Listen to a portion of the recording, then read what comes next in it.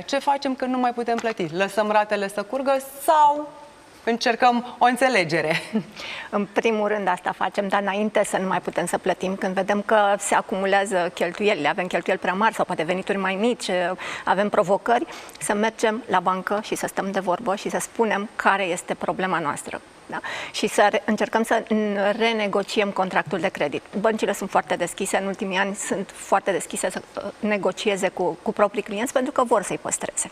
Nu vor să înceapă să plătească provizioane, adică să-și acopere aceste... Practic nu vor să se transforme în agenții imobiliare. Asta dacă vorbim de credite ipotecare, dar și în cazul creditelor de nevoi personale. Deci nu vor să... Pentru că pentru orice întârziere la plată, banca e obligată să facă un provizion, adică acea sumă să o pună deoparte la BNR, ca dacă cumva se întâmplă să nu mai plătească clientul, să aibă de unde să acopere.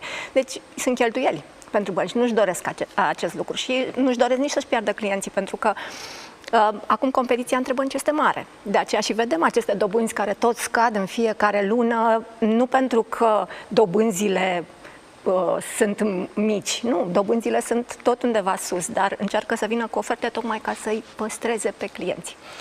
Și să dea în continuare credite și noi, dar oferă și renegocieri, restructurări, refinanțări pentru propriile credite.